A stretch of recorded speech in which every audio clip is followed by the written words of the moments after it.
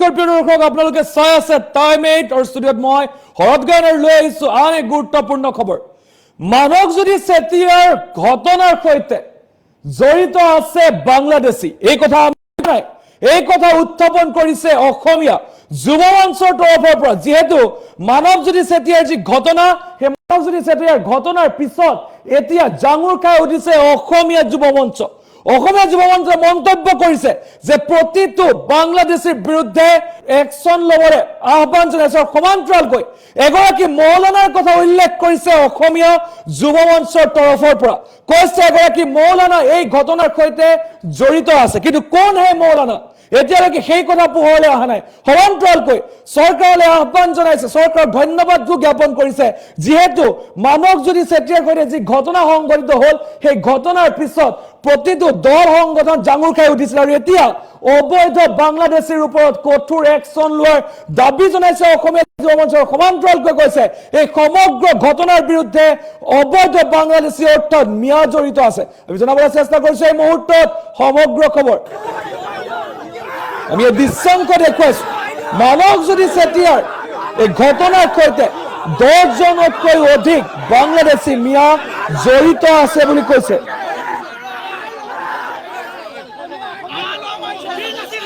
এই সমান্তৰালকৈ তেখেতে কৈছে যে কোৱা হৈছে যে এই বাংলাদেশীৰ ওপৰত কঠোৰ একশ্যন ল'ব লাগে। বানপানীৰ সহায়ৰ আলম লৈ একাংশই অবৈধ বাংলাদেশী আনিব বিচাৰিছে আৰু বাংলাদেশী মিয়াৰ বাবে খিলঞ্জীয়া যুৱকক আজি হেৰাই গ'ল আৰু এজন মৌলানা এই সমগ্ৰ ঘটনাৰ সৈতে জড়িত হৈ আছে। সহায় কৰাৰ চলেৰে অবৈধ বাংলাদেশী আনি আছে আৰু শিৱসাগৰৰ মানৱজ্যোতি চেতিয়াৰ মৃত্যুৰ ঘটনাৰ পিছতে এতিয়া অসমীয়া যুৱ মঞ্চই কঠোৰ মন্তব্য কৰা দেখিবলৈ পোৱা গৈছে আৰু এগৰাকী মৌলানাৰ কথা উল্লেখ কৰিছে অসমীয়া যুৱ মঞ্চৰ তৰফৰ পৰা। কিন্তু কোন সেই মৌলানা, এইটো ডাঙৰ প্ৰশ্ন এই মুহূৰ্তত। আৰু সেই মৌলানাগৰাকীয়ে এই সমগ্ৰ ঘটনাৰ সৈতে জড়িত আছে বুলি মন্তব্য কৰিছে অসমীয়া যুৱ মঞ্চৰ তৰফৰ পৰা আৰু সহায় কৰাৰ চলেৰে যিহেতু শিৱসাগৰৰ ভয়ংকৰ বান পৰিস্থিতি হৈছিলে আৰু সেই বান পৰিস্থিতিৰ সহায় কৰাৰ চলেৰে অবৈধ বাংলাদেশী শিৱসাগৰলৈ আনি আছে বুলি মন্তব্য কৰিছে। আমি জনাই আছো এই মুহূৰ্তৰ সেই খবৰ আমি জনাইছো দৃশ্যাংশৰ জৰিয়তে। যিহেতু মানৱজ্যোতি দাস নামৰ মানৱজ্যোতি চেতিয়া নামৰ এই যি বীৰ লাচিত খানৰ এগৰাকী যি সৈনিকজনে প্ৰাণ হেৰুৱাইছিলে আৰু তাৰ পাছতে সমগ্ৰ ঘটনাই নতুন মূৰ লোৱা দেখিবলৈ পোৱা গৈছে আৰু ইতিমধ্যে এই ঘটনাক লৈ ঘটনা সন্দৰ্ভত তদন্ত প্ৰক্ৰিয়া আৰম্ভ কৰিছে। কিন্তু তাৰ মাজতে অসমীয়া যুৱ মঞ্চৰ তৰফৰ পৰা এই বৃহৎ মন্তব্য কৰা দেখিবলৈ পোৱা গৈছে আৰু আটাইতকৈ ডাঙৰ কথা যে এগৰাকী মৌলানাৰ কথা উল্লেখ কৰিছে অসমীয়া যুৱ মঞ্চৰ তৰফৰ পৰা যে এগৰাকী মৌলানা এই সমগ্ৰ ঘটনাৰ সৈতে জড়িত হৈ আছে আৰু বানপানীৰ সহায়ৰ আলম লৈ একাংশই অবৈধ বাংলাদেশী আনিব বিচাৰিছে বুলিও মন্তব্য কৰা দেখিবলৈ পোৱা গৈছে আৰু মানৱজ্যোতি চেতিয়াৰ মৃত্যুৰ ঘটনাৰে প্ৰায় 10জন অবৈধ বাংলাদেশী জড়িত হৈ আছে বুলিও মন্তব্য কৰিছে। কিন্তু কোন সেই বাংলাদেশী, কোনে এই কাম কৰিছে, কিন্তু ডাঙৰ প্ৰশ্ন হৈ পৰিছে এই মুহূৰ্তত। অসমীয়া যুৱ মঞ্চে যি অভিযোগ উত্থাপন কৰিছে আৰু এগৰাকী মৌলানাৰ নাম উল্লেখ কৰিছে আৰু সেই যি বাংলাদেশী অৰ্থাৎ এই যি বাংলাদেশীৰ কথা কৈছে সেইসকলৰ বিৰুদ্ধে বৃহৎ একশ্যন ল'বলৈ আহ্বান জনাইছে আৰু এই মুহূৰ্তৰ ডাঙৰ খবৰ বুলি ক'ব লাগিব। যিহেতু মানৱজ্যোতি চেতিয়াৰ এই ঘটনাৰ পিছতে প্ৰতিটো দল সংগঠনে মন্তব্য কৰা দেখিবলৈ পোৱা গৈছিল আৰু বীৰ লাচিত খানৰ এগৰাকী সৈনিক আছিলে, উৰে নিশাই কাম কৰিছিলে আৰু এইগৰাকী মানৱজ্যোতি চেতিয়াৰ এই যি ঘটনা সেই ঘটনাৰ পিছত এতিয়া মুখ খুলিছে অসমীয়া যুৱ মঞ্চই আৰু সমান্তৰালকৈ কৈছে যে শিৱসাগৰত মানৱজ্যোতি চেতিয়াৰ ঘটনাৰ সৈতে অবৈধ যি বাংলাদেশী সেই বাংলাদেশী জড়িত আছে আৰু এগৰাকী মৌলানা এই সমগ্ৰ ঘটনাৰ সৈতে জড়িত হৈ থকাৰ অভিযোগ উত্থাপন কৰিছে অসমীয়া যুৱ মঞ্চৰ তৰফৰ পৰা আৰু অবৈধ বাংলাদেশীৰ বিৰুদ্ধে কঠোৰ ব্যৱস্থা গ্ৰহণৰ দাবী তুলিছে এই মুহূৰ্তৰ ডাঙৰ খবৰ বুলি ক'ব লাগিব। আৰু মানৱ যদি ন্যায় বিচাৰিছে এতিয়া অসমীয়া যুৱ মঞ্চই মন্তব্য কৰিছে, কিন্তু এগৰাকী মৌলানাৰ বিষয়ে তেখেতলোকে কৈছে যে সমগ্ৰ ঘটনাৰ সৈতে এগৰাকী মৌলানা জড়িত আছে, অবৈধ বাংলাদেশী জড়িত আছে। এই সমগ্ৰ ঘটনাত 10জনকৈ অবৈধ বাংলাদেশী জড়িত থকাৰ কথা কৈছে। সমান্তৰালকৈ শিৱসাগৰত বহু লোকে বানাক্ৰান্তক সহায় কৰাৰ আলামত শিৱসাগৰলৈ বা উজনি অসমলৈ বাংলাদেশী কঢ়িয়াইছে বুলি মন্তব্য কৰিছে। আৰু যি সময়ত সমগ্ৰ বৰ্তমান পৰিৱেশ যিহেতু সমগ্ৰ ৰাজ্যতে বৰ্তমান এই যে মানৱজ্যোতি চেতিয়াৰ তেখেতৰ যি ঘটনা, সেই ভয়ংকৰ ঘটনাক লৈ এতিয়া চৰ্চা চলি আছে, সেই সময়তে কিন্তু এতিয়া উত্তাল প্ৰতিবাদ হৈ আছে বা সকলোৱে প্ৰতিবাদ কৰা দেখিবলৈ পোৱা গৈছে। সেই সময়তে এনেধৰণে সেই ঘটনাক লৈ পেলাই অসমীয়া যুৱ মঞ্চে যি মন্তব্য কৰিছে সেয়া অতিকৈ গুৰুত্বপূৰ্ণ হৈ পৰিছে। আৰু সমান্তৰালকৈ এই যি 10 বাংলাদেশীৰ কথা কৈছে, 10জনকৈ বাংলাদেশী জড়িত আছে বুলি কৈছে। আৰু তাৰ পাছত এগৰাকী মৌলানাৰ কথা উল্লেখ কৰা দেখিবলৈ পোৱা গৈছে, কিন্তু কোন সেই মৌলানাগৰাকী সেই কিন্তু এতিয়াও জানিব পৰা হোৱা নাই, কাৰ কথা কৈছে। আৰু এই মুহূৰ্তে ডাঙৰ খবৰ বুলি ক'ব লাগিব, অবৈধ বাংলাদেশীৰ ওপৰত কঠোৰ একশ্যন লোৱাৰ দাবী উত্থাপন কৰিছে অসমীয়া যুৱ মঞ্চৰ তৰফৰ পৰা। আৰু শিৱসাগৰৰ মানৱজ্যোতি চেতিয়াৰ যি ঘটনা, সেই ঘটনাত কিন্তু বাংলাদেশী জড়িত হৈ থকাৰ অভিযোগ উত্থাপন হৈছে। এই মুহূৰ্তে ডাঙৰ খবৰ, আৰু এই বাহিৰ আমি মন্তব্য শুনাই ল'ব বিচাৰিছোঁ। মানৱজ্যোতি চেতিয়া এজন বিলাসী সৈনিক নাছিল, তেওঁ এজন জাতীয় সত্তা আছিল। আমাৰ আৱেগ অনুভূতি ৰাইজৰ জড়িত হৈ আছিলে। চিধা কথা যে এই আমি ইতিমধ্যে গম পাইছো যে প্ৰায় 10জনমান অবৈধ বাংলাদেশী এই হত্যাকাণ্ডৰ লগত জড়িত হৈ আছে। কিন্তু চিধা কথা, আজি কোনো তেহেঁতৰ বা কিবা শাস্তি নিবিচাৰো, চিধা কথা যে ধাই একশ্যন বিচাৰো। 10টাক একদম থিয় কৰি ল'ব লগা, ধৰ চিধা একশ্যন। মানে ধৈৰ্য সীমা একদম পাৰ হৈ গৈছে। আমি বাৰে আমি অসমৰ জনগণক কৈ আছিলো যে ইয়াত বানপানী আলম লৈ এটা চামে যে ইয়াত অবৈধ বাংলাদেশী যে আনিবলৈ বিচাৰি আছে, সেইটোকে আমি বুজাবলৈ বিচাৰিছিলো। কিন্তু অসমৰ জনগণে বা বহুতে আমাক বুজি নাপালে সেই সময়ত। কিন্তু আজি কি হ'ল, এজন খিলঞ্জীয়া যুৱকক যেতিয়া হেৰুৱাই দিলো, এতিয়া আমি বুজি পাইছো।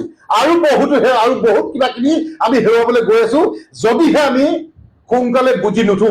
আৰু আজি চাওক, মোৰ বন্ধু ইতিমধ্যে শৃংখলা কৈ গৈছে যে প্ৰায় 7,000তকৈ অধিক অবৈধ মিয়া বাংলাদেশী বিহুবৰ চন্দ্ৰকত আহি প্ৰৱেশ কৰিছে। গতিকে ক'ত সাহস পালে, কোনে সাহস দিলে? গতিকে ওলাই পৰিছে যে এজন মৌলানা ইয়াৰ জড়িত হৈ আছে। চিধা কথা আমি সৌদিনাও উপস্থ কৰিছিলো, আজিও কৰিম যে সহায় কৰাৰ স্থলেৰে অবৈধ বাংলাদেশী এলানি আছে। কাৰণ চাওক, সিদিনা আমাৰ খিলঞ্জীয়া এগৰাকী মহিলাক ভৰি ধৰাই দিলে 500 টকাৰ কাৰণে। কিন্তু সেই সময়ত যেতিয়া আমি কিছুমান আমাৰ মাত মাতিবলৈ গ'ল বা আমিও মাত মাতিবলৈ গ'লো, তেতিয়া আমাৰ কিছুমান খিলঞ্জীয়া মানুহে আমাৰ ওপৰত জঁপিয়াই পৰিলে। কিন্তু আজি কি হ'ল, আজি সেই সেইসকলৰ আজি মাত কিয় নাইকিয়া হ'ল? গতিকে সেইসকলৰ ঘৰত যেতিয়া হ'ব, আপোনালোকৰ ঘৰত যেতিয়া ভগৱানে নকৰক এনেকুৱা নহওক, কিন্তু আপোনাৰ ঘৰত যেতিয়া হ'ব নহয়, তেতিয়া আপোনালোকে যেতিয়া ভাবিবলৈ চিন্তা কৰি বহুত দেৰি হৈ যাব। যেনেকৈ আজি মানৱৰ ক্ষেত্ৰত আমি চিন্তা ভাৱনা কৰাটো আজি বহুত দেৰি হৈ গ'লো। এখন ঘৰ শেষ হৈ গ'ল, এখন ঘৰ নিক্ষেপ হৈ গ'ল। আজি এজন উদীয়মান যুৱক, এজন খিলঞ্জীয়া আজি সপ্তাহ শেষ হৈ গ'ল। আজি গোটেই অসমবাসী আজি কান্দিবলগীয়া হৈছে। কিহৰ কাৰণে আপোনালোকে কওক, কিহৰ কাৰণে? যে কেইটামান বাংলাদেশীৰ কাৰণে। আমি সদায় কৈ আহিছো যে আমি কেতিয়াও খিলঞ্জীয়া মুছলমানৰ বিৰোধী নহয়। আমি সদায় একেলগে আছো, সদায় একেলগে থাকিম। কাৰণ আমি বিৰোধ কৰো এই বাংলাদেশীক, এই মিয়াখিনি। চিধা কথা, স্পষ্ট কথা, সদায় বিৰোধ কৰি আহিছো, কৰি যাম। মানৱজ্যোতি চেতিয়া এজন বিলাসী সৈনিক নাছিল, তেওঁ এজন জাতীয় সত্তা আছিল। আমাৰ আৱেগ অনুভূতি ৰাইজৰ জড়িত হৈ আছিলে। চিধা কথা যে এই আমি ইতিমধ্যে গম পাইছো যে প্ৰায় 10জনমান অবৈধ বাংলাদেশী এই হত্যাকাণ্ডৰ লগত জড়িত হৈ আছে।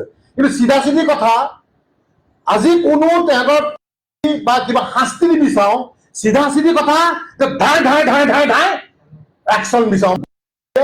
10টাক একদম থিয় কৰি ল'ব লগা, ধৰ চিধা একশ্যন।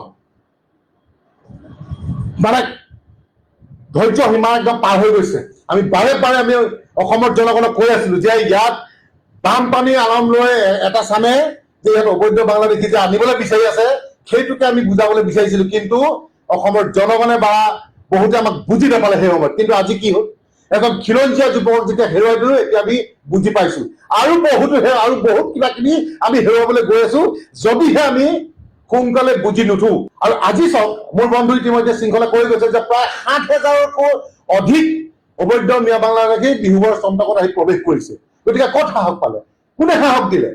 গতিকে ওলাই পৰিছে যে এজন মৌলানা ইয়াৰ লগত জড়িত হৈ আছে। চিধা চিধি কথা আমি সৌদিনা উপস্থ কৰিছিলো, আজিও কৰিম যে সহায় কৰাৰ স্থলেৰে অবৈধ বাংলাদেশী এলানি আছে। কাৰণ চাওক, সিদিনা আমাৰ খিলঞ্জীয়া এগৰাকী মহিলাক ভৰি ধৰাই দিলে 500 টকাৰ কাৰণে। কিন্তু সেই সময়ত যেতিয়া আমি কিছুমান আমাৰ মাত মাতিবলৈ গ'ল বা আমিও মাত মাতিবলৈ গ'লো, তেতিয়া আমাৰ কিছুমান খিলঞ্জীয়া মানুহে আমাৰ ওপৰত জঁপিয়াই পৰিলে। কিন্তু আজি কি হ'ল? আজি সেই সেৱাসকলৰ আজি মাত কিয় নাইকিয়া হ'ল? গতিকে সেইসকলৰ ঘৰত যেতিয়া হ'ব, আপোনালোকৰ ঘৰত যেতিয়া ভগৱানে নকৰক এনেকুৱা নহওক, কিন্তু আপোনাৰ ঘৰত যেতিয়া হ'ব নহয়, তেতিয়া আপোনালোকে যেতিয়া ভাবিবলৈ চিন্তা কৰি বহুত দেৰি হৈ যাব। যেনেকৈ আজি মাদকৰ ক্ষেত্ৰত আমি চিন্তা ভাৱনা কৰাটো আজি বহুত দেৰি হৈ গ'লো। এখন ঘৰ শেষ হৈ গ'ল, এখন ঘৰ নিক্ষেপ হৈ গ'ল। আজি এজন উদীয়মান যুৱক, এজন খিলঞ্জীয়া আজি সপ্তাহ শেষ হৈ গ'ল। আজি গোটেই অসমবাসী আজি কান্দিবলগীয়া হৈছে। কিহৰ কাৰণে? আপোনালোকে কওক, কিহৰ কাৰণে? যে কেইটামান বাংলাদেশীৰ কাৰণে। আমি সদায় কৈ আহিছো যে আমি কেতিয়াও খিলঞ্জীয়া মুছলমানৰ বিৰোধী নহয়। আমি সদায় একেলগে আছো, সদায় একেলগে থাকিম। কাৰণ আমি বিৰোধ কৰো এই বাংলাদেশীক, এই মিয়াখিনি। চিধা চিধি কথা, স্পষ্ট কথা, সদায় বিৰোধ কৰি আহিছো, কৰি যাম। মানৱজ্যোতি শইকীয়া এজন বিলাসী সৈনিক নাছিল, তেওঁ এজন জাতীয় সত্তা আছিল। আমাৰ আৱেগ অনুভূতি ৰাইজৰ জড়িত হৈ আছিলে। চিধা চিধি কথা যে এই আমি ইতিমধ্যে গম পাইছো যে প্ৰায় 10জন মান অবৈধ বাংলাদেশী এই হত্যাকাণ্ডৰ লগত জড়িত হৈ আছে। কিন্তু চিধা চিধি কথা, আজি কোনো তেহেঁতৰ বা কিবা শাস্তি নিবিচাৰো, চিধা চিধি কথা যে ধাই একচন বিচাৰো। এই 10টাক একদম থিয় কৰি ল'ব লাগে, ধাই চিধা একচন। মানে ধৈৰ্য সীমা একদম পাৰ হৈ গৈছে। আমি বাৰে আমি অসমৰ জনগণক কৈ আছিলো যে ইয়াত বানপানী আলম লৈ এটা চামে যে ইয়াত অবৈধ বাংলাদেশী যে আনিবলৈ বিচাৰি আছে, সেইটোকে আমি বুজাবলৈ বিচাৰিছিলো। কিন্তু অসমৰ জনগণে বা